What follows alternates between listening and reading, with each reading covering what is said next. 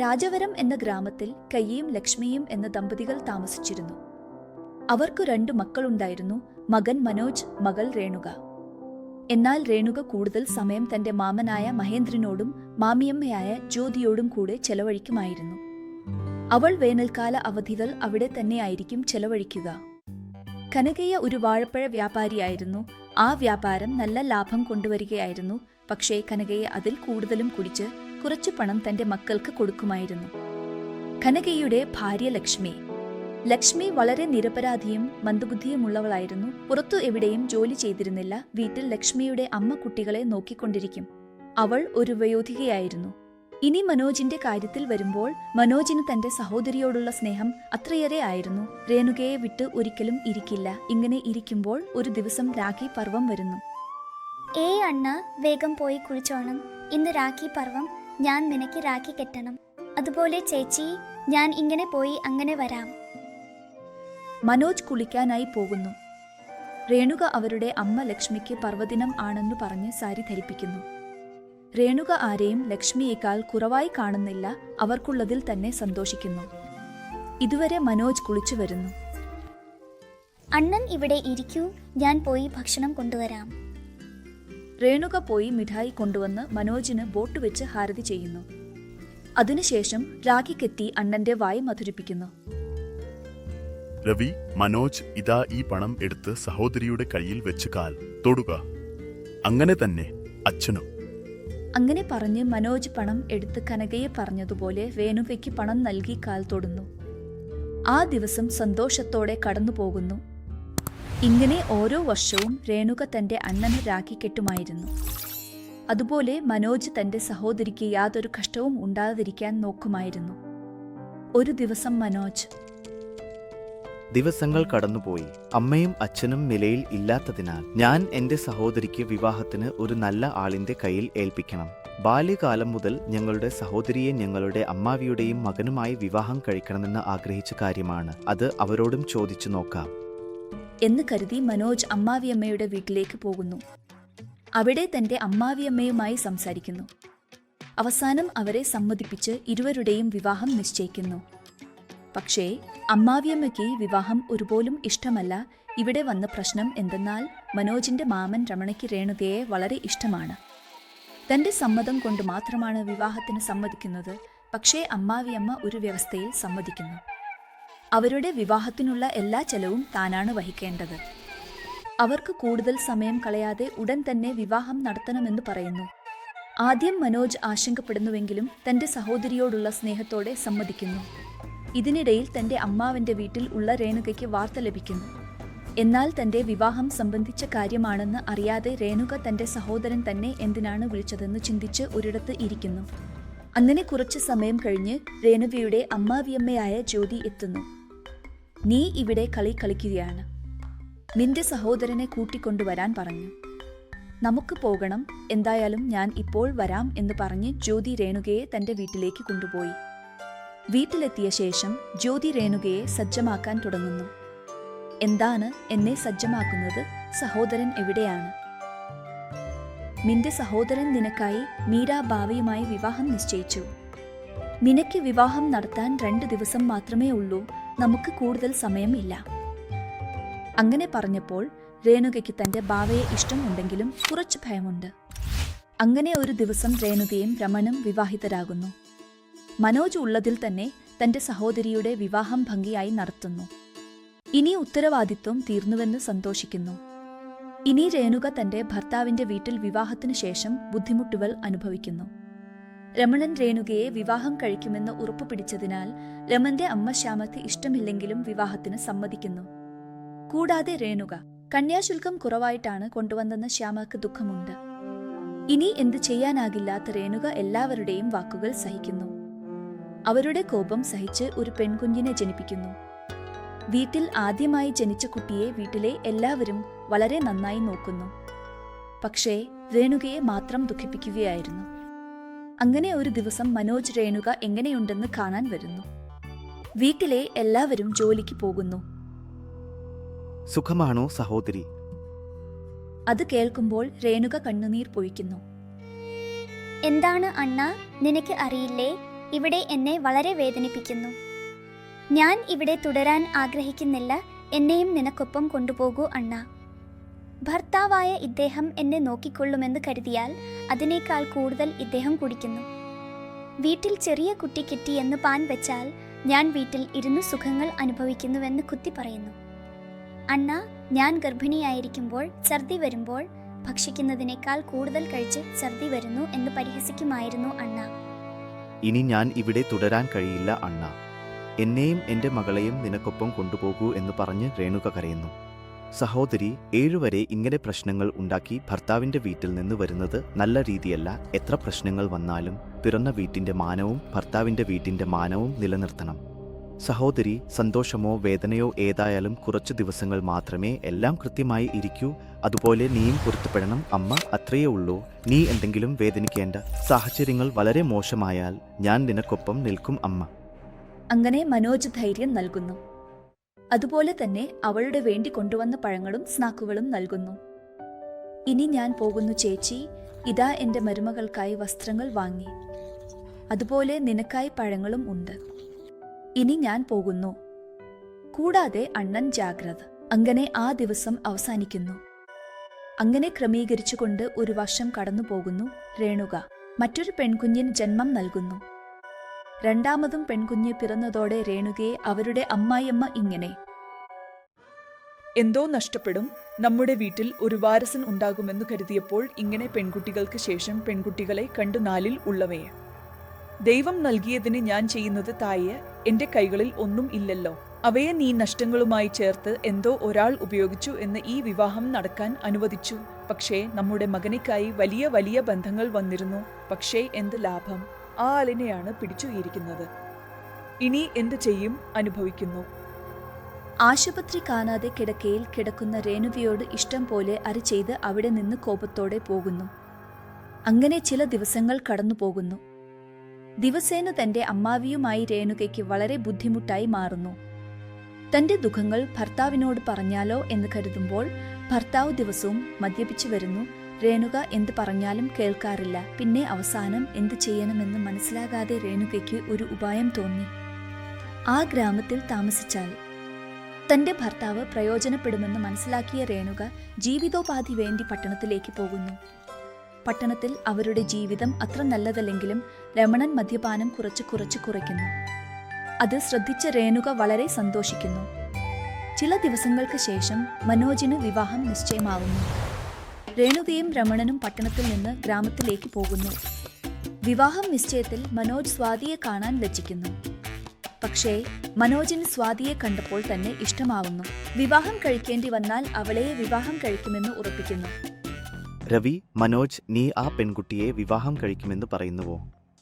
ഈ ബന്ധം ഇല്ലെങ്കിൽ മറ്റൊന്ന്. അണ്ണൻ, നീ എന്തിനാണ് ഇങ്ങനെ പെട്ടെന്ന് തീരുമാനിക്കുന്നത്? പെൺകുട്ടികൾക്കും അത്ര നല്ലതല്ല. നിന്റെ ബാവയുടെ വാക്കുകൾ കേൾക്കൂ. നിങ്ങൾ അവളുടെ സൗന്ദര്യം മാത്രമേ കാണുന്നുള്ളൂ. പക്ഷേ ഞാൻ അവളുടെ മനസ്സാണ് കാണുന്നത്. എന്റെ കണ്ണുകളിലൂടെ കാണാം അത് എത്ര മനോഹരമാണെന്ന്. അല്ല അണ്ണ, ഇനി ഈ കാര്യത്തിൽ എന്റെ തീരുമാനം മാറില്ല ചേച്ചി. ഒരിക്കൽ പറയുന്നത് കേൾക്കൂ അണ്ണ. രേണുക ഇനി വിട്ടുകൊടുക്കൂ. അവന്റെ ഇഷ്ടം കേട്ടപ്പോൾ നമ്മൾ എന്ത് ചെയ്യും എന്ന് പറയൂ. അങ്ങനെ പറഞ്ഞപ്പോൾ രേണുക ഒന്നും സംസാരിച്ചില്ല. 1 മാസം കഴിഞ്ഞ് മനോജിന്റെ സ്വാധീന വിവാഹം നടക്കുന്നു. വിവാഹം കഴിഞ്ഞ് ആദ്യകാലത്ത് എല്ലാം നന്നായിരിക്കുന്നു. പിന്നീട് സ്വാതി തന്റെ അത്തമ്മമാരോട് മോശമായി പെരുമാറുന്നു.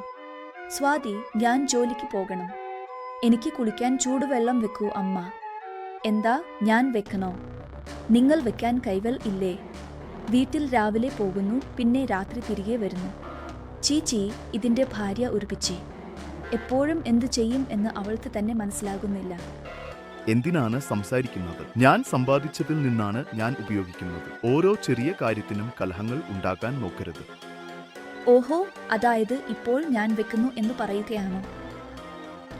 എങ്കിലും നിങ്ങളോട് സംസാരിക്കുന്ന പോലെ ഞാൻ അദ്ദേഹത്തോട് സംസാരിക്കും.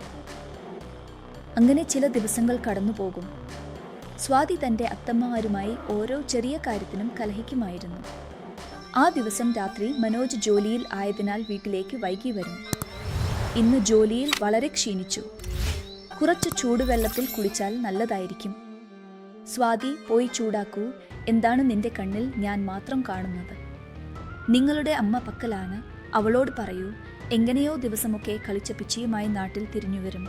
ഇനി നിങ്ങളുടെ അച്ഛൻ ഇങ്ങനെ തന്നെയാണ് കുടിച്ചു കിടക്കുന്നത്. ഇനി ഞാൻ ഇവിടെ കഴിയാൻ കഴിയില്ല. ഉടൻ തന്നെ പിറന്ന വീട്ടിലേക്ക് പോകും. അയ്യോ, എന്താണ് നിന്റെ വിഷമം?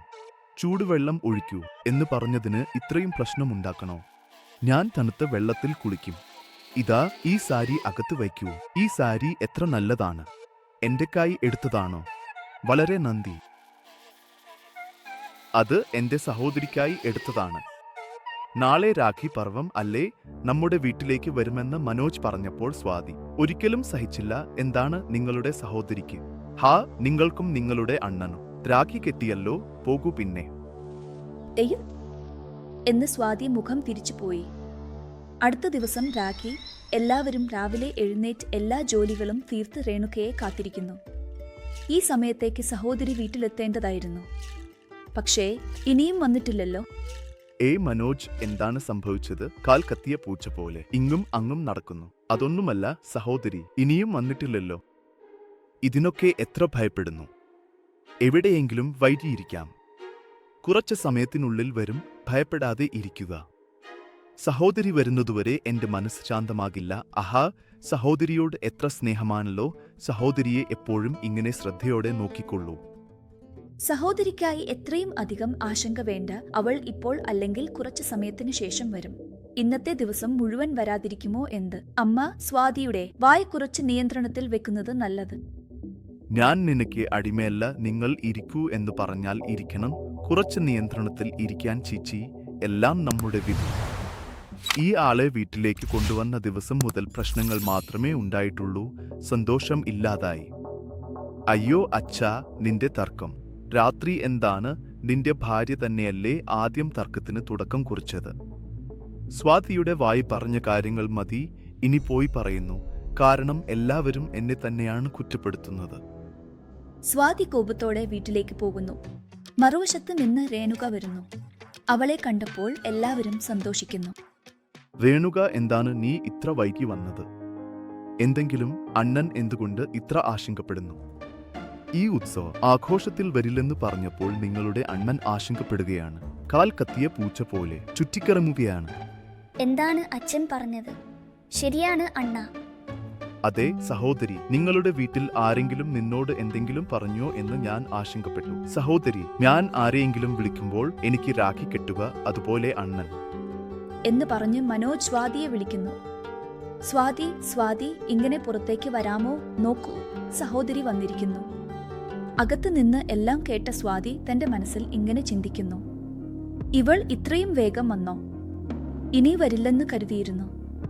ഇന്ന് എങ്കിലും ഒരു വലിയ പ്രശ്നം ഉണ്ടാക്കി എല്ലാവരെയും വിഷമിപ്പിക്കണം എന്ന് സ്വാതി ചിന്തിച്ച് ഒരു കുതന്ത്രം ആസൂത്രണം ചെയ്യുന്നു. രേണു എങ്ങനെയെങ്കിലും പ്രശ്നം സൃഷ്ടിക്കണമെന്ന് ആഗ്രഹിച്ച് സ്വാതി തന്റെ മനസ്സിൽ തോന്നിയ ഉപായം ആലോചിക്കുന്നു. തന്റെ സഹോദരിക്ക് വേണ്ടി കൊണ്ടുവന്ന സാരി അവളെ കിട്ടാതിരിക്കാൻ തീരുമാനിച്ചു. ഇനി മനോജിന്റെ സഹോദരി എത്തി. പക്ഷേ സ്വാതി വാതിൽ തുറക്കുന്നു. അവളെ കണ്ടു മനോജ് അത്ഭുതപ്പെടുന്നു. കാരണം രേണുവിനായി മനോജ് കൊണ്ടുവന്ന സാരി സ്വാതി തന്റെ സ്വാർത്ഥത കൊണ്ട് ധരിച്ചിരിക്കുന്നു. എന്താ നീ സാരി ധരിച്ചിരിക്കുന്നു? ഈ സാരി എന്തായാലും വളരെ മനോഹരമാണ് അല്ലേ? അത് അല്ല സഹോദരി എന്ന് മനസ്സിൽ പറഞ്ഞു. ഇപ്പോൾ ഞാൻ സാരി സഹോദരിക്ക് വേണ്ടി കൊണ്ടുവന്നതാണെന്ന് പറഞ്ഞാൽ സ്വാതി ധരിച്ചതിനാൽ സഹോദരി ദുഃഖിതയാകൂ. പറയാതിരിക്കുന്നത് തന്നെ നല്ലത്. അന്ന് ചിന്തിച്ച്, ഒന്നുമില്ല സഹോദരി, നീ ഇങ്ങോട്ട് വന്ന് ഇരിക്കൂ. നീ യാത്ര ചെയ്ത് ക്ഷീണിച്ചിരിക്കുന്നു അല്ലേ? പരവായില്ല അണ്ണൻ, നീ ഇങ്ങനെ ഇരിക്കൂ. ഞാൻ രാഖി കെട്ടും. വധു, നിങ്ങളെയും അണ്ണന്റെ പക്കൽ ഇരിക്കൂ. ഞാൻ എന്തിനാണ്? അമ്മ, നിങ്ങളുടെ അണ്ണൻ ഉണ്ടെങ്കിൽ മതി അല്ലേ?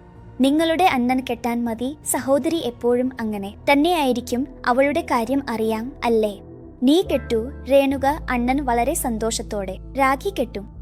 എന്നെ ക്ഷമിക്കൂ സഹോദരി, ഈ വർഷം ഞാൻ നിനക്ക് സാരി വാങ്ങാൻ കഴിഞ്ഞില്ല. ഈ കുറച്ച് പണം മാത്രമേ നൽകാൻ കഴിയൂ.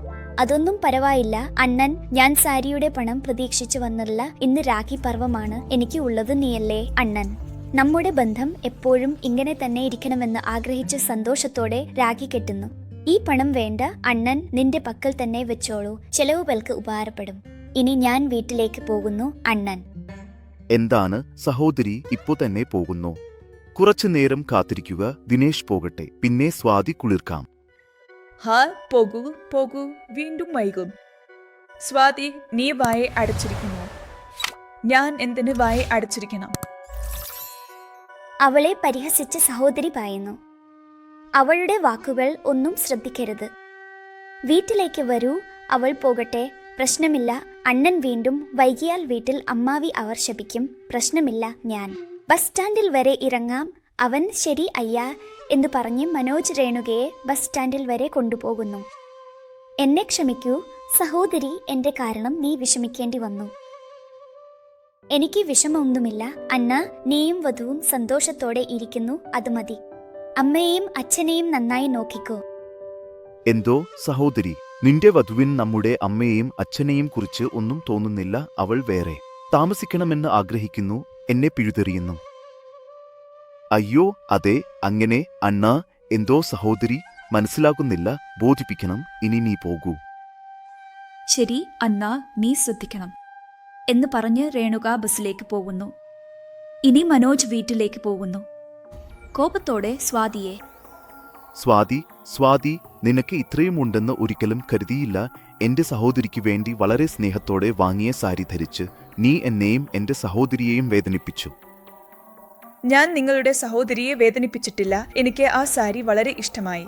ധരിച്ചത് മാത്രമാണ്. നിങ്ങൾ 2 സാരികൾ കൊണ്ടുവന്നിരുന്നെങ്കിൽ ഈ പ്രശ്നം ഉണ്ടായിരിക്കില്ലല്ലോ. രാഖി പർവം ഞാൻ സാരി വാങ്ങി. ഒരു സഹോദരനായി നിനക്ക് സഹോദരന്മാർ ഉണ്ടല്ലോ, പിന്നെ അവർക്കു രാഖി കെട്ടാൻ എന്തുകൊണ്ട് പോയില്ലെന്ന് അറിയാമല്ലോ, പിന്നെ എന്തിനു ചോദിക്കുന്നു? അവർ തന്നെ എന്നോട് ശരിയായി സംസാരിക്കാറില്ല. നീ ശരിയായി ഇരുന്നാൽ നിന്റെ സഹോദരങ്ങളും ശരിയായി ഇരിക്കും. ഒരിക്കലും നീ അവരെ സ്നേഹത്തോടെ നോക്കിയിട്ടില്ല, അതുകൊണ്ടാണ് നിന്നെ ആരും നോക്കാത്തത്. പക്ഷേ ഞാൻ അങ്ങനെ അല്ല. എനിക്ക് ഇഷ്ടപ്പെട്ടാൽ അതിനെ വളരെ ഇഷ്ടപ്പെടും. എന്റെ സഹോദരിയുമായി സംസാരിക്കാതെ അല്ലെങ്കിൽ കാണാതെ ഞാൻ ഒരു ദിവസവും കഴിയാൻ കഴിയില്ല. ഈ ബന്ധത്തിന്റെ വില നിനക്ക് അറിയില്ല എന്ന് പറഞ്ഞ് മനോജ് ദുഃഖത്തോടെ പോകുന്നു. പക്ഷേ സ്വാതി കോപത്തോടെ തുളുമ്പുന്നു. എത്ര വാക്കുകൾ പറയുന്നുവെന്ന് നോക്കൂ. നിങ്ങളുടെ സഹോദരി ബന്ധം ഇങ്ങനെ എത്ര കാലം തുടരും എന്ന് ഞാൻ കാണും. എന്നെ വെല്ലുവിളിച്ചല്ലോ. ഇനി ഇരുവരെയും ഞാൻ ശിക്ഷിക്കും എന്ന് പറഞ്ഞ് സ്വാതി തന്റെ മനസ്സിൽ ആലോചിക്കുന്നു. അങ്ങനെ ആ ദിവസം അവസാനിക്കുന്നു. സ്വാതി വീട്ടിലുള്ളവരെ തന്റെ വാക്കുകളാൽ വേദനിപ്പിക്കുകയാണ്. മനോജ് വളരെ ബുദ്ധിമുട്ടിലാണ്. ഒരു ദിവസം അപ്രതീക്ഷിതമായി സ്വാതി എന്നോട് കേൾക്കൂ, എനിക്ക് ഇവിടെ തുടരാൻ ഇഷ്ടമില്ല, നമുക്ക് വേറെ വീട്ടിൽ താമസിക്കാം. എല്ലാവരോടും കൂടെ താമസിക്കുന്നത് എനിക്ക് ഒട്ടും ഇഷ്ടമല്ല. ഇപ്പോൾ വീണ്ടും പുതിയ സ്ഥലമോ എന്ന് പറയുന്നു. ഇപ്പോൾ ഇവിടെ ഇത്രയും എനിക്ക് ഇവിടെ മനസ്സമാധാനം ഇല്ല. പകൽ മുഴുവൻ പിച്ചുപിടിച്ച് ഓരോ ദിവസവും വേഗത്തിൽ പോകാൻ കഴിയുന്നില്ല. നീ നിന്റെ ദുഷ്ടബുദ്ധിയോടെ നോക്കുന്നത് കൊണ്ടാണ് നിനക്ക് അങ്ങനെ തോന്നുന്നത്. അതെല്ലാം എനിക്ക് അറിയില്ല. നമുക്ക് മറ്റൊരു ഗ്രാമത്തിലേക്ക് പോകാം. അല്ലെങ്കിൽ ഞാൻ എൻ്റെ വീട്ടിലേക്ക് പോകും. നിന്റെ വീട്ടിലും നിൽക്കാൻ കഴിയില്ല. അവിടെ പോയി എന്തു ചെയ്യും? വിലയില്ലാത്ത വീട്ടിൽ ഉണ്ടായേക്കാം, പക്ഷേ വീട്ടിൽ മാത്രം നിൽക്കില്ല. ശരി, എന്റെ സഹോദരിയുടെ കുടുംബം പട്ടണത്തിൽ താമസിക്കുന്നു. നമുക്കും അവിടെ പോകാം. എന്തുകൊണ്ട്? മിച്ചേലി സാറിനെ കാണാൻ ഞാൻ ദിവസവും പോകാൻ. ഞാൻ അങ്ങനെ ഒന്നും പറഞ്ഞിട്ടില്ല. സഹോദരിയുടെ കുടുംബം അവിടെ തന്നെ താമസിക്കുന്നു, അതുകൊണ്ട് എല്ലാ കാര്യങ്ങളും അറിയാൻ കഴിയും എന്ന് പറഞ്ഞു. അത്രമാത്രം. ഇത് എല്ലാം കേൾക്കുന്ന കനകയ്യ, അതെന്താണ്? നിന്റെ അമ്മയെ വിട്ട് നീ എന്നെ വിട്ടുപോകുമോ? അല്ലെങ്കിൽ ഞങ്ങൾ ഈ വൃദ്ധ ജീവനെ പിടിച്ച് ഇവിടെ തന്നെ നിൽക്കില്ല. എന്താണ് അമ്മ? സ്വാതി, കുറച്ച് മാന്യമായി സംസാരിക്കൂ. നിനക്ക് എന്താണ്? നിന്റെ ഭാര്യ എത്ര വാക്കുകൾ പറയുന്നുവോ, പക്ഷേ നീ മൗനമായി ഇരിക്കുന്നു. നമ്മുടെ മകന്റെ ഉത്തരവാദിത്തത്തിന്റെ വില ഇതാണോ? മനോജ് ആശങ്കയോടെ എന്ത് പറയണമെന്ന് അറിയാതെ, അച്ഛാ, അത് ഇനി മതി, എനിക്ക് മനസ്സിലായി എന്ന് പറഞ്ഞ് കനകയ്യ ദുഃഖത്തോടെ പോകുന്നു. എന്താ, ഞാൻ പോയി വസ്ത്രങ്ങൾ ക്രമീകരിക്കുകയാണ് എന്ന് പറഞ്ഞ് സ്വാതിയും പോകുന്നു. പിന്നെ മനോജ് തന്റെ മനസ്സിൽ ഇങ്ങനെ ചിന്തിക്കുന്നു. ചീന ജീവിതം ഇങ്ങനെ ഇതോടെ വേഗം പിടിക്കാനാവാതെ, അച്ഛനോട് ഉത്തരം പറയാനാവാതെ ഞാൻ ചെയ്യുന്നത്, ഇനി ഗ്രാമത്തിലേക്ക് പോയാൽ എന്റെ വാക്കുകൾക്ക് യാതൊരു വിലയും ഇല്ലാതാകും. അതിനെ തടയാൻ എനിക്ക് കഴിയില്ല. ഇനി സഹിക്കാനല്ലാതെ മറ്റൊരു മാർഗവുമില്ല. മരിച്ച പോലെ സ്വാതിയുടെ വാക്കുകൾ കേൾക്കണം. അന്ന് മനോജ് നിരാശനായി. ഇനി ചെയ്യാൻ ഒന്നുമില്ലെന്ന് കരുതി അങ്ങനെ വൈകുന്നേരം ആയി. എല്ലാവരും കൂടെ ഇരുന്നു ഭക്ഷണം കഴിച്ചു. നാം നാളെ രാവിലെ തന്നെ പോകുന്നു. നിങ്ങൾ ശ്രദ്ധയോടെ ഇരിക്കുക. ശരി ബില്ലി, വായിക്കുക. വീണ്ടും എനിക്ക് എന്തിനു പറയണം? പോകുന്നതിന് മുമ്പ് നിങ്ങളോട് പറയാതെ എങ്ങനെ പോകും? ആ ശരി ശരി എന്ന് പറഞ്ഞ് കനകയെ ചിരാഗപ്പെട്ടു. അടുത്ത ദിവസം രാവിലെ, വാ, ഞാൻ തയ്യാറാണ്, നമുക്ക് പോയാകാം. ശരി അമ്മ, അച്ഛൻ, നാം പോകുന്നു. നല്ലതാണ്, പോകൂ.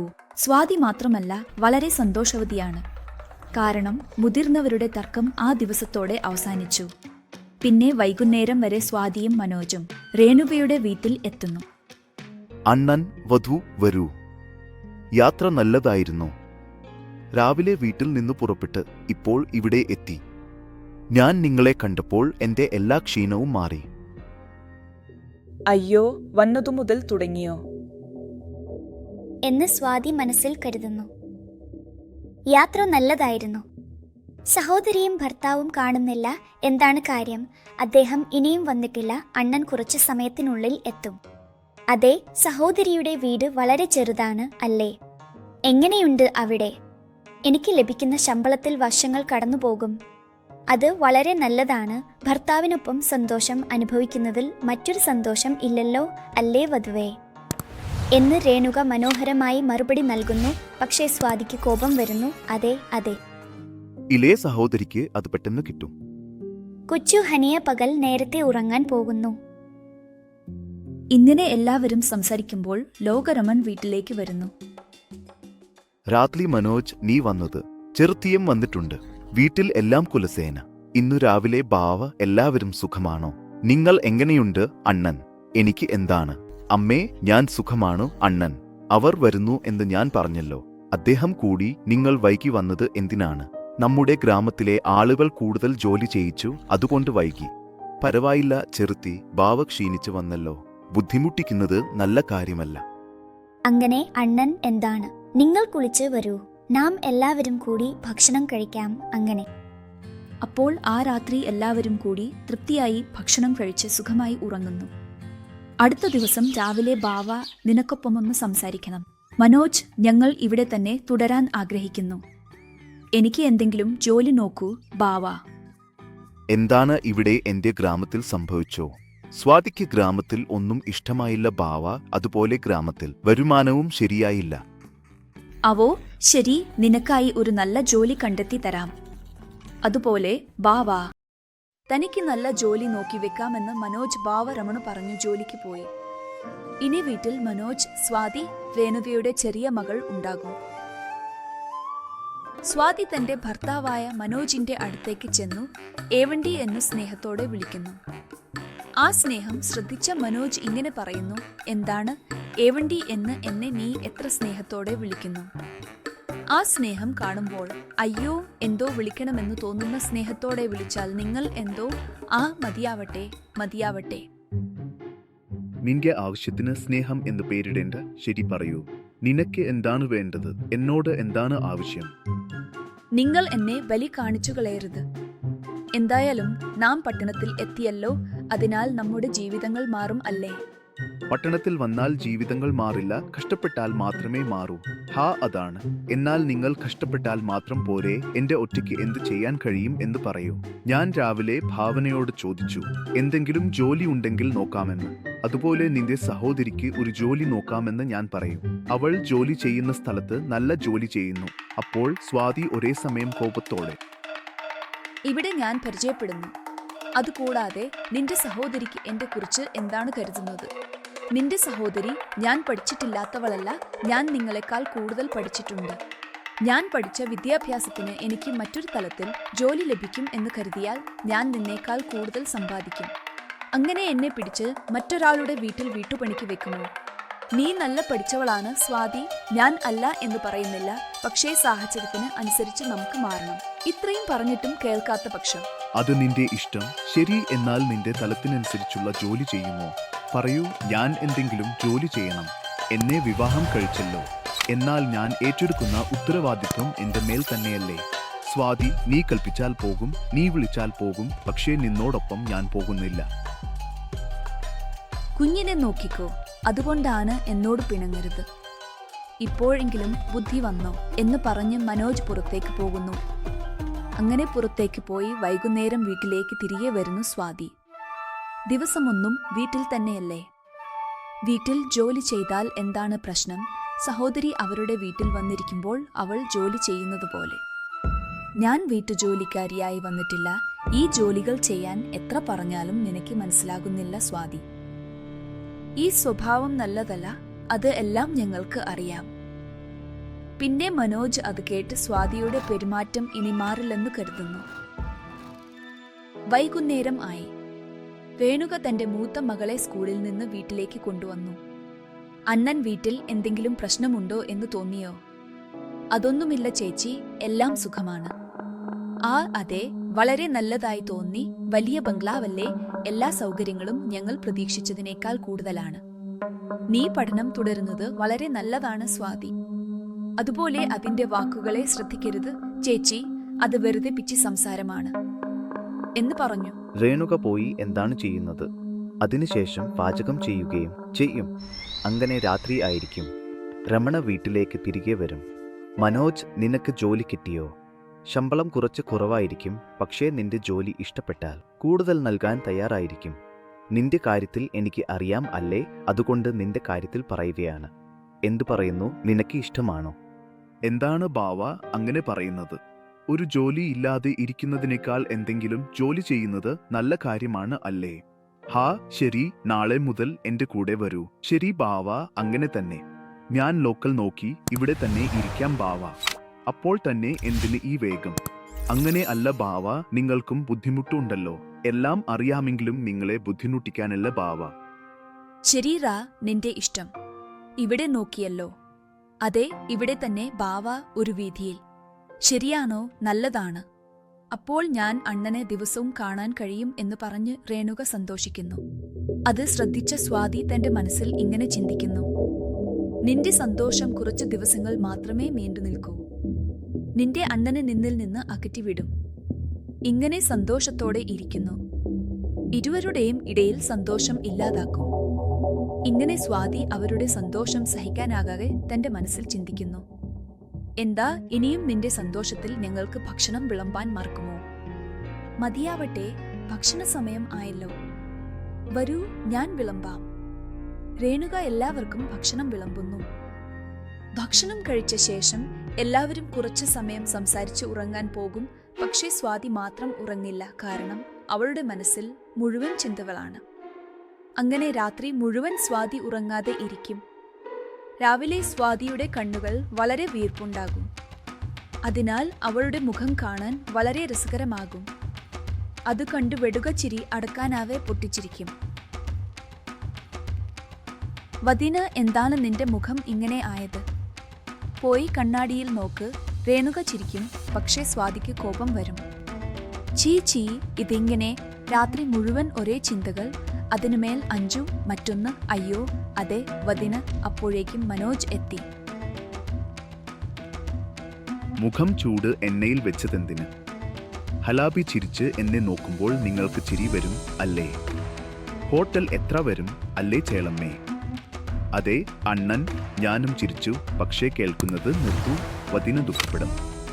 എന്താണ് നിങ്ങളുടെ വദിന ദുഃഖപ്പെടുന്നത്?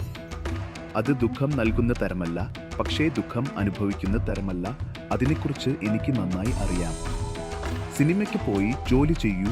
ശരി അണ്ണൻ എന്ന് പറഞ്ഞ് രേണുക അവിടെ നിന്ന് പോകുന്നു. സ്വാതി, ഞാൻ ജോലിക്ക് പോകുന്നു. നിന്നോട് പറയാനായി വന്നതാണ്. പക്ഷേ മുഖം. ശരി, ഇനി പോകാം. സ്വാതി കോപത്തോടെ ശരി, പോകൂ എന്ന് പറയുന്നു. മനോജ്, രമണ എന്നിവർ ഒരുമിച്ച് ജോലിക്ക് പോകുന്നു. രേണുകയും തന്റെ മൂത്ത മകളെ സ്കൂളിൽ ഇറക്കി ജോലിക്ക് പോകുന്നു. ഇങ്ങനെ 3 വർഷം കടന്നുപോകുന്നു. സ്വാതി ഒരു പെൺകുഞ്ഞിന് ജന്മം നൽകുന്നു. 2 വർഷമായി മനോജിനൊപ്പം താമസിക്കുന്ന സ്വാതി ഒരു പദ്ധതി തയ്യാറാക്കി. തുടർന്ന് ഒരു ദിവസം മനോജ് അസ്വസ്ഥനായി. അതെന്താ അബ്ബാ, എന്താണീ ശല്യം എന്ന് ചോദിച്ചു. ഞാൻ പറയുന്നത് ശ്രദ്ധിക്കൂ. എത്ര വർഷമായി ഈ ജോലിയിൽ? നിനക്കറിയില്ലല്ലോ. 3 വർഷമായി ഈ ജോലിയിൽ ചേർന്നിട്ട്. 3 വർഷമായി. പക്ഷേ നിന്റെ വരുമാനം അതേപടി തുടരുന്നു. അവസാനം നീ എന്തെങ്കിലും മാറ്റം ആഗ്രഹിക്കുന്നുണ്ടോ? ബാ, നരസംപേട്ടയ്ക്ക് നേരിട്ട് എന്താണ് പറയാൻ ഉദ്ദേശിക്കുന്നത് അത് പറയൂ. മതി. അതാണ് അണ്ടി. നിങ്ങൾ നല്ല രീതിയിൽ പ്രവർത്തിച്ചാൽ കൂടുതൽ വരുമാനം ലഭിക്കുമെന്ന് രമണയെ പറഞ്ഞില്ലേ? അതെ, നിങ്ങൾ അവിടെ കഠിനമായി പരിശ്രമിക്കുന്നു, പക്ഷേ യജമാനന് ഒരു കരുണയും ഇല്ല. അതുകൊണ്ട് ഒന്നോ ആ ജോലി ഉപേക്ഷിക്കുകയോ അല്ലെങ്കിൽ നിങ്ങളുടെ യജമാനനോട് വരുമാനം വർദ്ധിപ്പിക്കണമെന്ന് ആവശ്യപ്പെടുകയോ ചെയ്യുക. സ്വാതി പറഞ്ഞ വാക്കുകൾ മനോജ് ചിന്തയിൽ ആഴപ്പെടുന്നു.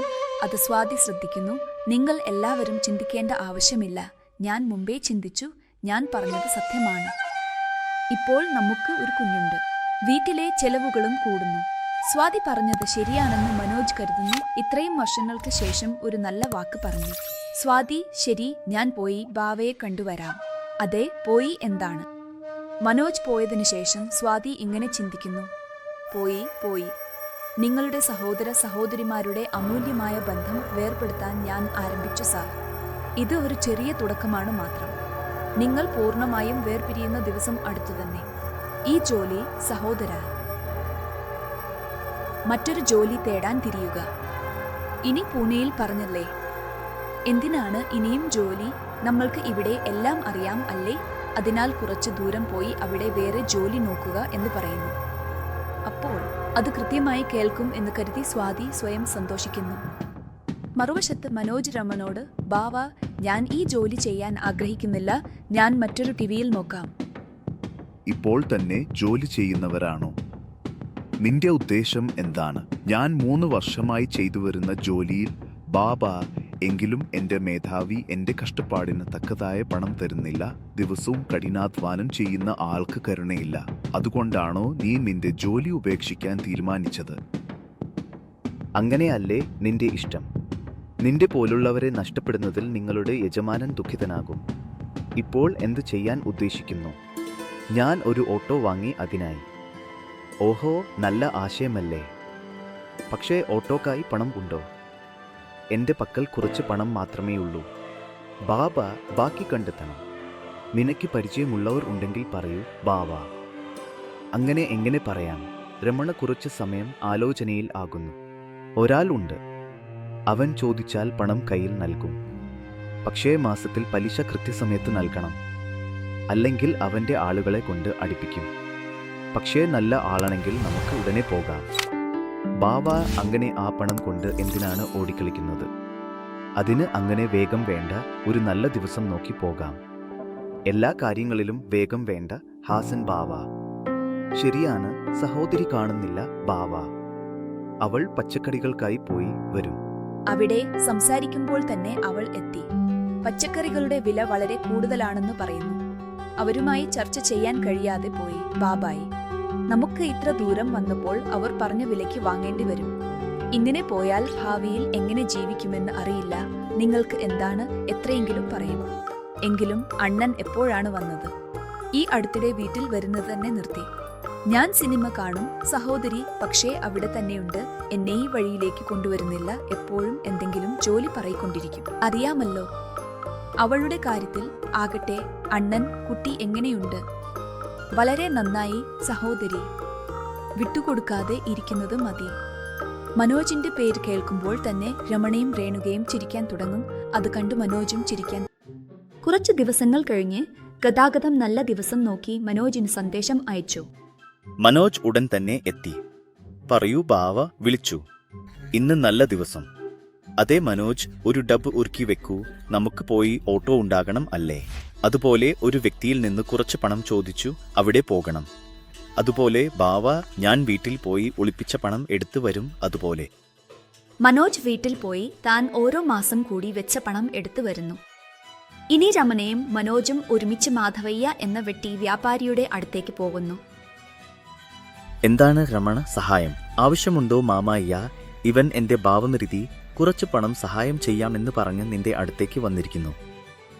നീ എന്റെ അടുത്തേക്ക് ആവശ്യത്തിനല്ലാതെ മറ്റെന്തിനാണ് വരുന്നത്?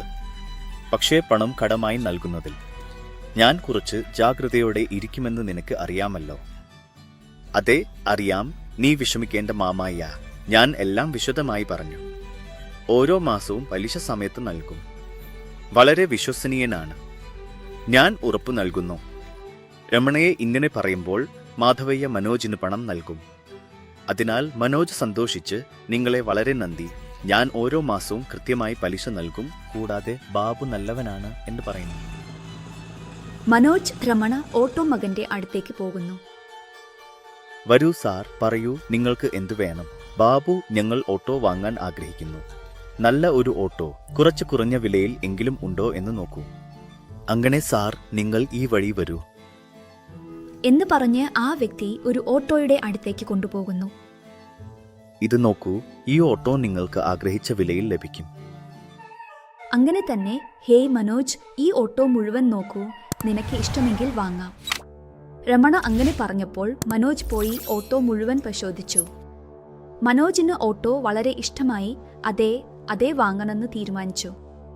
ബാവ, ഈ ഓട്ടോ വാങ്ങാം, എനിക്ക് വളരെ ഇഷ്ടമായി. അങ്ങനെ തന്നെ, വരൂ. അങ്ങനെ മനോജ് ഒരു ഓട്ടോ വാങ്ങി. എല്ലാ രേഖകളിലും ഒപ്പിട്ടതിനു ശേഷം മനോജ് രമണയുമായി ഓട്ടോയിൽ വീട്ടിലേക്ക് തിരിച്ചു. രേണുക പുതിയ ഓട്ടോയ്ക്ക് മനസ്സാർന്ന പൂജ നടത്തി. അവരെ ആശുപത്രിയിലേക്ക് കൊണ്ടുപോകുന്നു. എന്താണ് അണ്ണൻ, വധു അപ്രതീക്ഷിതമായി ഇങ്ങനെ ആയത്? എന്തോ ചേച്ചി, എനിക്ക് മാത്രമേ അറിയൂ. അതാണ് എനിക്ക് ആശങ്ക. ഒന്നുമില്ല, ആശങ്കപ്പെടേണ്ട. ഇതുവരെ ഡോക്ടർ പുറത്തു വന്നു. അകത്തുള്ള പെൺകുട്ടിയുമായി നിങ്ങൾക്ക് എന്താണ് ബന്ധം? അവൾ എൻ്റെ ഭാര്യയാണ് ഡോക്ടർ. നിങ്ങൾ ആശങ്കപ്പെടേണ്ട, നിങ്ങൾ ഉടൻ തന്നെ അച്ഛനാകാൻ പോകുന്നു. അങ്ങനെ പറഞ്ഞപ്പോൾ മനോജിന് സന്തോഷത്തിന് അതിരുകളില്ല. എല്ലാവരും സന്തോഷിക്കുന്നു. സത്യമായോ ഡോക്ടർ? എനിക്ക് വളരെ സന്തോഷം. ഹരേ മനോജ്, നിനക്ക് അഭിനന്ദനങ്ങൾ. നല്ല വാർത്ത അണ്ണൻ, ഞാൻ ഉടൻ തന്നെ ക്ഷേത്രത്തിലേക്ക് പോകുന്നു. അങ്ങനെ പറഞ്ഞ് രേണുക ക്ഷേത്രത്തിലേക്ക് പോകുന്നു. മനോജ്, രമണ, സ്വാതി വീട്ടിലേക്ക് പോകുന്നു. അങ്ങനെ ദിവസം അവസാനിക്കുന്നു. അടുത്ത ദിവസം മുതൽ മനോജ് സ്വാതിയെ ഒരു ജോലിയും ചെയ്യാൻ അനുവദിക്കാതെ വീട്ടിലെ എല്ലാ ജോലികളും ചെയ്തു ഓട്ടോ ഓടിക്കാൻ പോകും. എങ്കിലും സ്വാതി എന്തെങ്കിലും കാരണത്താൽ എന്തെങ്കിലും പ്രശ്നം ഉണ്ടാക്കും. ഇങ്ങനെ 3 മാസം കഴിഞ്ഞു. ഒരു ദിവസം മനോജ് തല പിടിച്ച് ഇങ്ങനെ ചിന്തിക്കുന്നു. ബാബ, തലവേദനയായി. ദിവസവും ഇത്രയും ജോലികൾ ചെയ്യാൻ കഴിയുന്നില്ല. രാവിലെ തന്നെ എഴുന്നേറ്റ് വീട്ടിലെ എല്ലാ ജോലികളും ചെയ്തു, പിന്നെ ഓട്ടോ ഓടിച്ച്, പിന്നെ വീട്ടിലേക്ക് പോയി വീണ്ടും ജോലി ചെയ്തു. എൻ്റെ ഭാര്യയെ നോക്കിക്കൊണ്ട് അവൾ ഉണ്ടാക്കുന്ന പ്രശ്നങ്ങളെക്കുറിച്ച് ചിന്തിക്കുന്നു. എനിക്ക് സമയം ഒന്നും തന്നെ ഇല്ല. സഹോദരിയെ കണ്ടിട്ട് 3 മാസം ആയി. ഇന്ന് വീട്ടിലേക്ക് പോയി ആദ്യം സഹോദരിയെ കാണാം, അതിനുശേഷം വീട്ടിലേക്ക് പോകും. ഇങ്ങനെ വിചാരിക്കാതെ മനോജ് പലി ജോലിയിൽ പെടുന്നു. ഇനി വൈകുന്നേരം ആയിരിക്കുന്നു. മനോജ് രേണുവയുടെ വീട്ടിലേക്ക് പോകുന്നു. മനോജ് വരുന്നത് ശ്രദ്ധിച്ച രമണ ഇങ്ങനെ പറയുന്നു. ആരാ മനോജ്? എന്ത് നിഖിൽ, ഇനിയും ഓർക്കുന്നുണ്ടോ? എത്ര ദിവസമായി വന്നിട്ടില്ല, മറന്നുപോയി എന്ന് വിചാരിച്ചു. അയ്യോ, ഇനിയും പോകുന്നുണ്ടോ? വിറ്റുകൂടി മനുഷ്യനും അല്ല. ഇനി അണ്ണൻ കൂടുതൽ ഉത്തരവാദിത്തം, ജോലി കൂടിയിരിക്കുന്നു. അണ്ണൻ സമയം എവിടെ ഉണ്ടാകും, പറയൂ. അതെ സഹോദരി, നീ എന്നെ വളരെ നന്നായി മനസ്സിലാക്കി. നിന്റെ വധു എന്നെ മനസ്സിലാക്കിയിരുന്നെങ്കിൽ നന്നായിരിക്കും. എല്ലാം സ്വയം ശരിയാകും, നീ വിഷമിക്കേണ്ട. അങ്ങനെ തന്നെ ബാവ. ഇനി മനോജ് തന്റെ ദുഃഖങ്ങൾ രമാരെഡ്ഡിയുടെ കഥ പറയുന്നതുപോലെ പറയുന്നു. അങ്ങനെ വളരെ സമയം കടന്നു പോകും. അവിടെ വീട്ടിൽ ഒറ്റയ്ക്കുള്ള സ്വാതി മനോജിന് ഫോൺ ചെയ്യും. ഇവിടെ അവനെക്കുറിച്ച് സംസാരിക്കുമ്പോൾ അവൻ ഫോൺ ചെയ്യുന്നു. ഹലോ, പറയൂ സ്വാതി. ഇവിടെ എന്താണ് നടക്കുന്നത്? ഇതുവരെ വരാത്തത് എന്താണ്? ഇത്രയും സമയം എന്താണ് ചെയ്യുന്നത്? ഞാൻ സഹോദരിയുടെ വീട്ടിൽ ഉള്ള സ്വാതി, ഇതാ വരുന്നു. മനോജ് അങ്ങനെ പറയുമ്പോൾ സ്വാതി കോപത്തോടെ ഇങ്ങനെ പറയുന്നു. വീട്ടിൽ ഞാൻ ഒറ്റയ്ക്കാണെന്ന് അറിയാമല്ലോ. നിന്റെ ജോലി കഴിഞ്ഞ് ഉടനെ വീട്ടിലേക്ക് വരാതെ നിന്റെ സഹോദരിയുടെ വീട്ടിൽ എന്താണ് ചെയ്യുന്നത്? ഉടനെ വീട്ടിലേക്ക് വരൂ, ഞാൻ നിന്നോട് സംസാരിക്കണം. ആഹാ, ശരി, വരുന്നു എന്ന് പറഞ്ഞ് അവൻ. മനോജ് ഫോൺ വെച്ചു. എന്തായാലും മനോജ്, നീ വലിയ പ്രശ്നമുണ്ടാക്കി. എന്തും ഇല്ല ബാബ, സ്വാതി ഫോണിൽ വിളിച്ച് വീട്ടിലേക്ക് വരാൻ പറഞ്ഞു. ഇനി പോകുന്നു. അതെ, ശ്രദ്ധയോടെ പോകൂ. ശരി ബാബ. മനോജ് വീട്ടിലേക്ക് പോയി. വന്നോ, വീട്ടിൽ നിങ്ങൾക്ക് ഞാൻ മതിയോ? നമുക്ക് സ്വന്തം ഒരു വീടല്ലേ? ഇവിടെ വരാതെ നിങ്ങളുടെ സഹോദരിയുടെ വീട്ടിൽ എന്തിനാണ് പോയത്? വീട്ടിലെത്തിയ ഉടനെ എന്താണ് സാർ, എനിക്ക് കുറച്ചു നേരം എങ്കിലും ശാന്തമായി ഇരിക്കാൻ അനുവദിക്കൂ. വീട്ടിൽ എങ്ങനെയെങ്കിലും ശാന്തതയില്ല, പുറത്തും എനിക്ക് ഇഷ്ടമുള്ള രീതിയിൽ ഇരിക്കാൻ അനുവദിക്കൂ. അതെ, ഞാൻ എന്തെങ്കിലും ശാന്തതയെ നശിപ്പിക്കുന്നുണ്ടോ? അങ്ങനെ അന്ന് തർക്കിക്കും. അങ്ങനെ ചില മാസങ്ങൾ കടന്നുപോകും. സ്വാതി ഒരു പെൺകുഞ്ഞിന് ജന്മം നൽകും. എല്ലാവരും സന്തോഷത്തോടെ ഇരിക്കും. പക്ഷേ സ്വാതി മനോജിനോട് എന്തോ പറഞ്ഞ് രേണുകയെ അകറ്റാൻ നോക്കുന്നു. മനോജ് സ്വാതിയുടെ വാക്കുകൾ കേൾക്കാൻ തുടങ്ങുന്നു. ഹാ, എന്റെ അച്ഛൻ എന്റെ വാക്കുകൾ കേൾക്കുന്നു. ഇതാണ് നല്ല സമയം. ഞാൻ തന്റെ സഹോദരിയെ അവനിൽ നിന്ന് അകറ്റും എന്ന് കരുതി മനോജിനോട്, എന്താ, എനിക്ക് ഇവിടെ ഒന്നും അത്ര ഇഷ്ടമല്ല, നമുക്ക് മറ്റെവിടെയെങ്കിലും പോകാം. അതുപോലെ ഞാൻ ജോലി ചെയ്യാൻ ആഗ്രഹിക്കുന്നു. ഇവിടെ തന്നെ നല്ലതായിരിക്കും അല്ലേ? വീണ്ടും എന്താണ് പ്രശ്നം? അവൻ ജോലി ചെയ്യുന്നത് എന്തിന്? ഞാൻ ഉണ്ടല്ലോ. എങ്കിൽ അത്രയും ജോലി ചെയ്യാൻ ആഗ്രഹിക്കുന്നുവെങ്കിൽ എന്റെ സഹോദരിയോട് പറയും, അവൾ എന്തെങ്കിലും ജോലി കാണും. അയ്യോ, ആ ജോലിക്ക് ഞാൻ പോകും. അവൾക്ക് വിദ്യാഭ്യാസം ഇല്ലാത്തതിനാൽ ആ ജോലിക്ക് പോകും. ഞാൻ വളരെ നല്ല രീതിയിൽ പഠിച്ചു, നിങ്ങളെക്കാൾ കൂടുതൽ പഠിച്ചു. എന്റെ വിദ്യാഭ്യാസത്തിന് അനുയോജ്യമായ ജോലി കണ്ടെത്തി ഞാൻ ജോലി ചെയ്യും. ഇവിടെ എനിക്ക് ഇഷ്ടമില്ലെങ്കിൽ ഇഷ്ടമില്ല, എനിക്ക് എതിർ പറയാതെ വീട് മാറ്റിയാൽ നല്ലത്. വിദ്യാഭ്യാസം ഉണ്ടെങ്കിൽ ഇത്രയും അഹങ്കാരവും വേണം. ഏതെങ്കിലും ജോലി താഴ്ന്നതാണെന്ന് പറഞ്ഞ് സംസാരിക്കരുത്. അത് ഓർക്കുക. ഓരോരുത്തരെയും അവരുടെ ജോലിയെയും ആദരിക്കണം. സംസ്കാരം അറിയില്ലേ? നിനക്ക് വേണ്ടത് നിന്ന് മാറിപ്പോകുക മാത്രമല്ലേ? നിന്റെ ഇഷ്ടം പോകാം, പക്ഷേ എന്റെ സഹോദരിയെ താഴ്ത്തി സംസാരിക്കരുത്. എനിക്ക് എല്ലാം അറിയാം. നിങ്ങൾ ഇവിടെ നിന്ന് പോകാൻ ശ്രമിച്ചാൽ ഞാൻ കൂടുതൽ സന്തോഷിക്കും. ശരി, അങ്ങനെ തന്നെ. കുറച്ചു സമയം കഴിഞ്ഞ് രേണുകയും രമണയും മനോജിന്റെ വീട്ടിലേക്ക് വരുന്നു. അണ്ണൻ, എന്തെങ്കിലും മരുമകൾ, നിങ്ങളുടെ വധുവിനോട് സഹോദരി പോകുക. അങ്ങനെ തന്നെ അണ്ണൻ. മകൾ ജനിച്ചപ്പോൾ മനോജിന്റെ മുഖം പ്രകാശിച്ചു. ചെലവുകളും ഉത്തരവാദിത്വങ്ങളും കൂടുമ്പോൾ ശ്രദ്ധയോടെ ഇരിക്കുക. സഹോദരിയെ നന്നായി നോക്കുക. ബാവ, ഞാൻ നോക്കിക്കൊള്ളാം. എന്താ, എന്റെ മരുമകൾ എത്ര സുന്ദരമായി കാണുന്നുവെന്ന് നോക്കൂ. അതെ, രേണുക. അങ്ങനെ അവർ ആ ദിവസം അവിടെ തന്നെ നിന്ന് വളരെ സന്തോഷത്തോടെ ഇരിക്കുന്നു. അവരുടെ സന്തോഷം കണ്ട സ്വാതി മാത്രമോ കോപത്തോടെ കത്തുന്നു.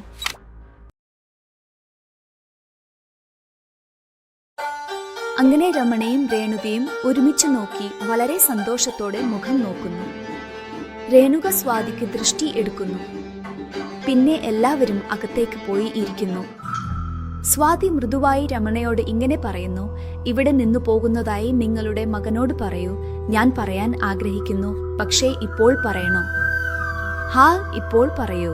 ഇപ്പോൾ അല്ലെങ്കിൽ പിന്നെ എപ്പോഴാണ് പറയുക? ശരി, ഞാൻ പറയും. എന്താണ്? എന്തോ ചർച്ചകൾ കേൾക്കുന്നു. എന്താണ് കാര്യം? അയ്യോ, അങ്ങനെ ഒന്നുമില്ല ബാവ. എന്തുമില്ല റെഡ്ഡി, ഇവിടെ ഒന്നുമില്ല അണ്ണ. ഇവിടെയുണ്ടാകുന്നത് ഇദ്ദേഹത്തിന് വലിയ ഇഷ്ടമല്ല. കുറച്ച് ദൂരെയായി എന്തോ നല്ലത് കണ്ടുവെന്ന് പറയുന്നു. അവിടെ അതും കുറവാണ്. അതുകൊണ്ട് അവിടെ പോകാം എന്ന് ആലോചിക്കുന്നു. അത് നിങ്ങളോട് പറയാൻ ഇങ്ങനെ മടിക്കുന്നു. ഓഹോ, അതാണോ കാര്യം? ഇത് പറയാൻ ഇത്രയും ആലോചിക്കണോ? ഇവിടെ നോക്കൂ, സത്യമാണ്, വീട്ടിൽ ഒരാൾ മാത്രം ജോലി ചെയ്യുന്നത് കൊണ്ട് വീട് മുന്നോട്ട് പോകുന്നു. എല്ലാം നീ തന്നെയാണല്ലോ നോക്കേണ്ടത്. അതുകൊണ്ട് കഷ്ടമാണ്. അതേ, കുറവായാൽ ബാക്കി പണം മറ്റു കാര്യങ്ങൾക്ക് ആവശ്യമായി വരും. അതെ, അണ്ണൻ നല്ല ആശയം പറഞ്ഞു. ഇപ്പോൾ വീട്ടിൽ കുഞ്ഞു മരുമകൾ വന്നാൽ ആവശ്യങ്ങൾ കൂടുതലായിരിക്കും.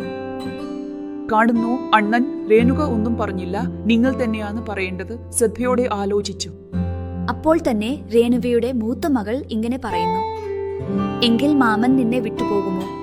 ഇവിടെ തന്നെ നിന്ന് മാമനൊപ്പം എല്ലാവരും കൂടെ ഇരിക്കാം. അമ്മ സായലു, ഞാൻ എവിടെയും പോകുന്നില്ല. ഇവിടെ തന്നെ ഇരിക്കും. പോകാൻ നോക്കൂ. എന്ത് ചെയ്യാനാകാതെ മനോജ് തന്റെ മനസ്സിൽ ഇങ്ങനെ ചിന്തിക്കുന്നു. ചീച്ചി എന്ത് ചെയ്താലും അത് സഹോദരിക്ക് വേണ്ടി എന്തെങ്കിലും ചെയ്യണമെന്ന് സ്വാതിയെ എതിർക്കണം. അത് എനിക്ക് കഴിയാത്ത കാര്യമാണ്. പക്ഷേ എന്റെ സഹോദരി വിട്ടുപോകാൻ എവിടെയും പോകാൻ ഞാൻ ആഗ്രഹിക്കുന്നില്ല. ഇപ്പോൾ ഞാൻ സ്വാതിയെ എതിർക്കാത്ത പക്ഷം ഞാൻ എവിടെയായിരുന്നാലും അത് എന്നെ ശാന്തമായി ഇരിക്കാൻ അനുവദിക്കില്ല എന്ന് മനോജ് ചിന്തിക്കുന്നു. എന്ന് മനോജ് പറയുമ്പോൾ രേണുക, അണ്ണൻ ഇവിടെ തന്നെ തുടരാം അല്ലേ?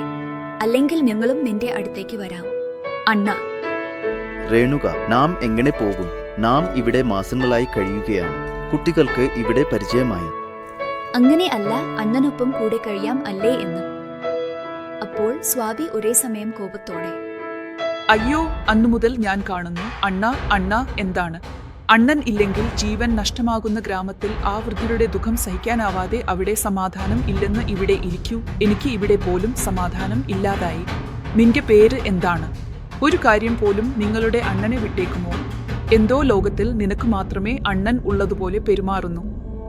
ഇങ്ങനെ സ്വാതി തന്റെ വാക്കുകളാൽ രേണുകയുടെ മനസ്സ് വേദനിപ്പിക്കുന്നു.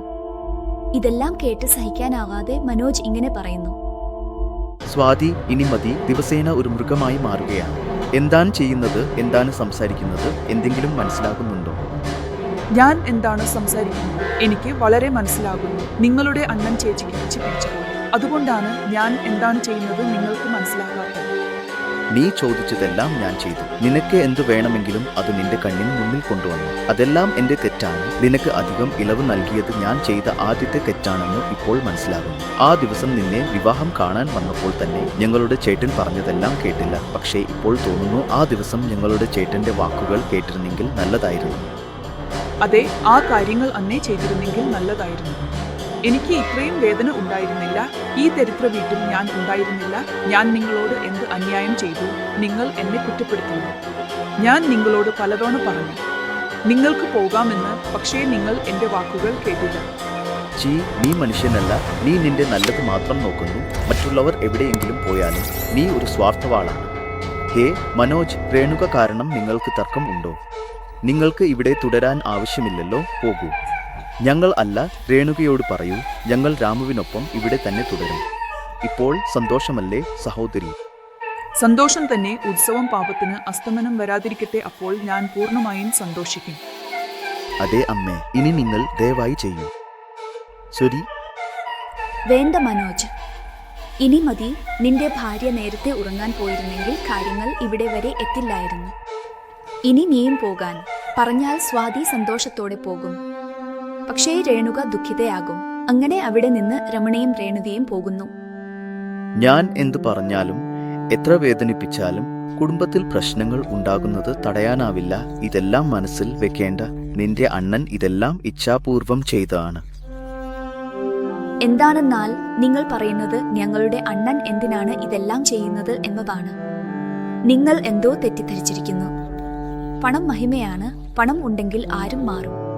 അങ്ങനെ രമണ തന്റെ അറിവിലുള്ള സത്യത്തെ പുറത്തുവിടാൻ ആഗ്രഹിച്ചു. പക്ഷേ അണ്ണനിൽ ഉള്ള വിശ്വാസത്തോടെ രേണുക അത് രേഖപ്പെടുത്താൻ വിസമ്മതിച്ചു. സത്യമാണ് പറയുന്നത്. ഈ പ്രശ്നം മറക്കാൻ നിങ്ങൾ എനിക്ക് എന്തോ കഥ അറിയുകയാണല്ലോ. അയ്യോ രേണുക, ഞാൻ എന്തിന് കള്ളം പറയണം? ഞാൻ കേട്ടതും കണ്ടതും എല്ലാം വിശദമായി മനസ്സിലാക്കി പറയുകയാണ്. ശരി, ഞാൻ പറഞ്ഞാൽ നീ വിശ്വസിക്കുന്നില്ലല്ലോ. മാധവി ഓർമ്മയുണ്ടോ? അവൻ അണ്ണൻക്ക് ഏൽപ്പിച്ച വ്യക്തിയല്ലേ? ശരി, നമുക്ക് അവന്റെ അടുത്തേക്ക് പോകാം. പക്ഷേ ഇപ്പോൾ എന്തിനാണ്? ഞാൻ പറയാം എന്ന് പറഞ്ഞ് രമണ രേണുകയെ മാധവയ്യയുടെ അടുത്തേക്ക് കൊണ്ടുപോകുന്നു. തന്റെ വീട്ടിൽ ഇരിക്കുന്ന മാധവയ്യയെ രമണ വിളിക്കുന്നു. മാധവയ്യ സാർ, മാവയ്യ സാർ, ഒന്ന് ഇങ്ങോട്ട് വരുമോ? വീട്ടിൽ നിന്ന് മാധവയ്യയുടെ ഭാര്യ പത്മ പുറത്തേക്ക് വന്നു. ആരാ? ഓ രമണ, ഇങ്ങനെ വന്നേ. അമ്മേ, മാധവയ്യ സാറിനായി വന്നതാണ്. അദ്ദേഹം വീട്ടിൽ ഇല്ലേ? അദ്ദേഹം വീട്ടിൽ ഇല്ല. ബാബു ഒരു ജോലിക്കായി പുറത്തേക്ക് പോയി. അതെ, അദ്ദേഹത്തോട് കുറച്ച് പ്രധാനപ്പെട്ട കാര്യമാണ് ഉണ്ടായിരുന്നത്. നീ ഇങ്ങനെ ഇരിക്കൂ രാധ, അദ്ദേഹം ഉടൻ തന്നെ വരും. അതെ, അങ്ങനെ തന്നെ. ഇനി രമണയും രേണുകയും ഇരുന്നു മാധവയ്യയെ കാത്തിരിക്കുന്നു. രേണുക തന്റെ മനസ്സിൽ ഇങ്ങനെ ചിന്തിക്കുന്നു. ദൈവമേ, എന്റെ ഭർത്താവ് എന്തോ തെളിയിക്കാമെന്ന് കൊണ്ടുവന്നിട്ടുണ്ട്. എനിക്ക് വളരെ ആശങ്കയുണ്ട്. ദയവായി എന്തെങ്കിലും തെറ്റായ കാര്യങ്ങൾ നടക്കാതിരിക്കാൻ നോക്കണേ സ്വാമി എന്ന് രേണുക തന്റെ മനസ്സിൽ ചിന്തിക്കുന്നു. കുറച്ചു സമയത്തിന് ശേഷം മാധവയ്യ എത്തുന്നു. എന്താണ് രമണ, നിന്റെ ഭാര്യയോടൊപ്പം വന്നിരിക്കുന്നു? എന്താണ് കാര്യം? വലിയ കാര്യമൊന്നുമില്ല ആന്റി. നിങ്ങളോട് കുറച്ച് സംസാരിക്കാനാണ് ഞാൻ വന്നത്. എനിക്കൊപ്പമോ സംസാരിക്കാനാണോ? ശരി, പറയൂ, എന്താണ്? ആ ദിവസം നിങ്ങൾ ടീച്ചർ അല്ലേ ആന്റി? അതെ, ഞാൻ തന്നു.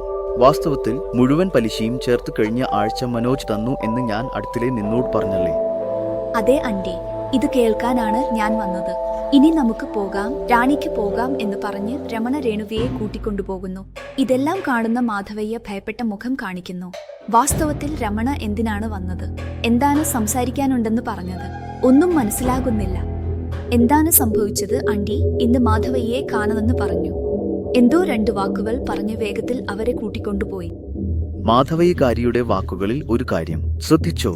എന്താണ്? അതേ, അദ്ദേഹം പറഞ്ഞു അല്ലേ, നിങ്ങളുടെ അണ്ണൻ മുഴുവൻ പലിശ ഒരുമിച്ച് അടച്ചുവെന്ന് പറയുന്നു. എന്നാൽ നിങ്ങളുടെ അണ്ണക്ക് ആകെ പണം എങ്ങനെ കിട്ടി? ശരിയാണ്, എങ്ങനെ കിട്ടി? നമ്മുടെ അണ്ണൻ രാത്രി പകൽ കഷ്ടപ്പെട്ട് ജോലി ചെയ്തിട്ടും ഓസിപ്പിച്ചിതാന. അതുകൊണ്ടല്ലേ നിങ്ങളുടെ അണ്ണനെ വഞ്ചിച്ചു? നമ്മുടെ അണ്ണൻ എന്നെ വഞ്ചിക്കുന്നത് എന്താണ്? നിന്റെ ഗ്രാമത്തിൽ നിനക്ക് സ്വത്തുണ്ടല്ലോ, അത് നിന്റെ അണ്ണൻ ഒറ്റയ്ക്ക് നേടാൻ നിന്നെ അകറ്റി. ഇഷ്ടപ്പെട്ട് നിന്നോട് ശരിയായി സംസാരിച്ചില്ല, അല്ലെങ്കിൽ നിന്റെ അണ്ണൻ ഇത്രയും പണം എവിടെ നിന്നാണ് വരുന്നത് എന്ന് എനിക്ക് സംശയം വന്നു. ഞാൻ ഗ്രാമത്തിൽ എന്താണ് നടക്കുന്നതെന്ന് എല്ലാം ചിന്തിച്ചു. എന്റെ അണ്ണൻ ചെറുപ്പം മുതൽ എനിക്ക് എന്തെങ്കിലും സഹിക്കാനാവില്ല. അണ്ണൻ ഇങ്ങനെ സ്വത്തിനായി അകറ്റി എന്നത് എനിക്ക് വേദനയാകുന്നില്ല. അതെ, നമ്മൾ നമ്മുടെ ആളുകളെ കരുതുന്നു, പക്ഷേ അവർ ഒരിക്കലും നമ്മുടെ ആളുകൾ അല്ല. ഇനി മുതൽ ആരെയും അത്ര എളുപ്പത്തിൽ വിശ്വസിക്കരുത്. അതുപോലെ തന്നെ.